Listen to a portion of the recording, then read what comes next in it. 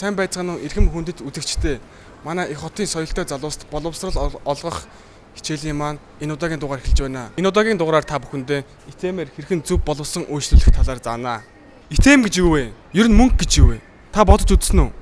Мөнгө гэдэг нь нэг иймэрхүү юм хэлнэ. Энүүгээр хүссэн юм бүхнээ худалдаж авч болно. Зарим хүмүүс хүнийг ч гэсэн худалдаж авдаг.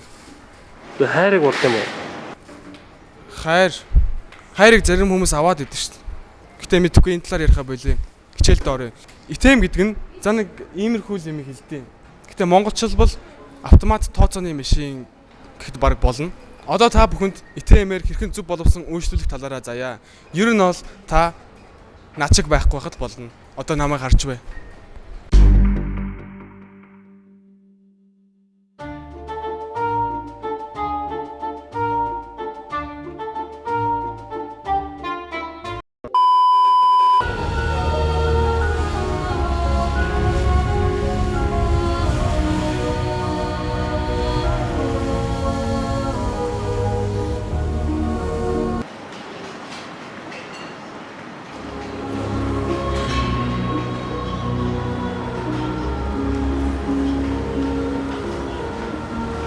Батлаач. Тэ өөрөө олох гэж тоо. Ятагат.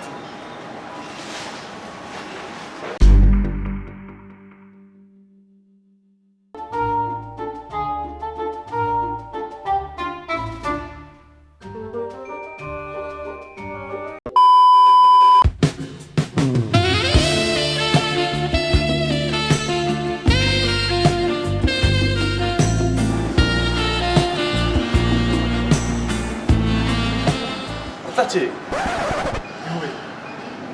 Өөрөө холдоо шүү дээ.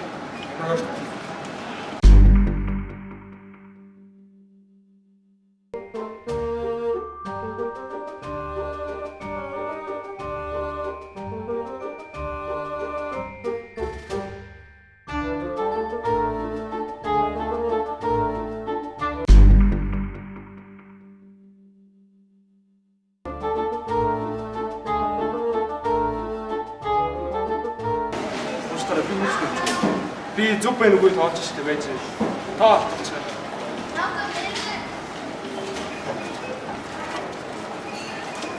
Зүг байна. Түшин.